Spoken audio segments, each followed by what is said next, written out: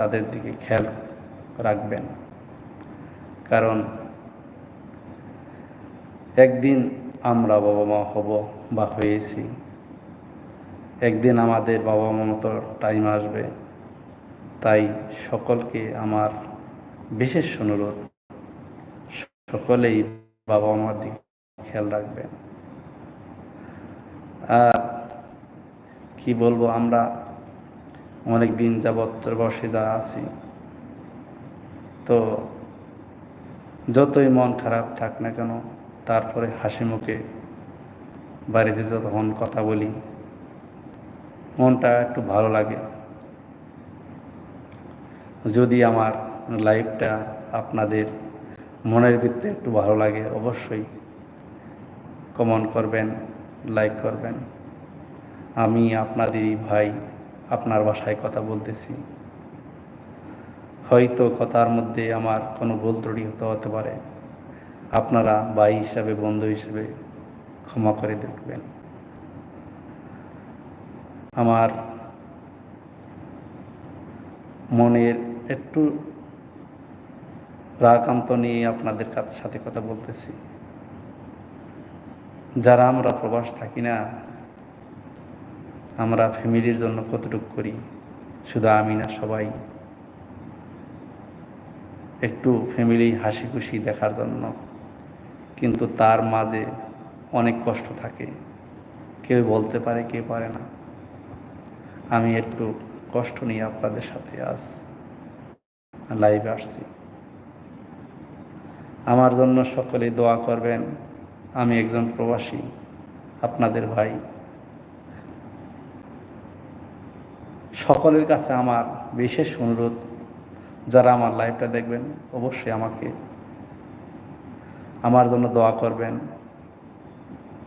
আল্লাহ যেন আমার সমস্ত দুঃখ কষ্টকে মুক্ত করে দেয়। আল্লাহ যেন আমাকে ধৈর্য ধরার তৌফিক দান করেন। ধৈর্য মহত্বের লক্ষণ। সকলেই আমার জন্য দোয়া করবেন। আল্লাহ, যারা আমার ভিডিওটা দেখবেন আমার জন্য দোয়া করবেন। আল্লাহ, তুমি তাদের ফ্যামিলির যত বালা মুসিবত দূর করে নিও।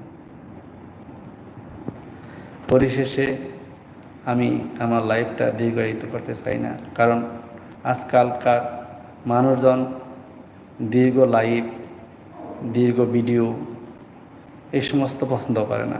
কারণ হাতের ক্লিকের সাথে সাথে ভিডিও আসবে, এটাই পছন্দ করে। কারো কথা শোনার টাইম নাই, কি কে বলল ওইটা শোনার টাইম নাই। তারপর আমি একটু বেশি বলে ফেললাম, সকলে আমাকে ক্ষমা করবেন। আর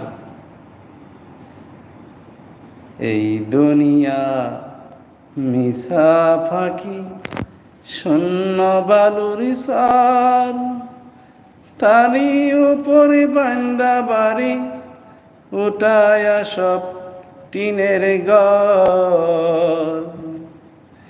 এই দুনিয়া মিশা ফাঁকি, শূন্য বালুর সার, তারি উপরে বান্দা বাড়ি, উঠায়া সব টিনের ঘর।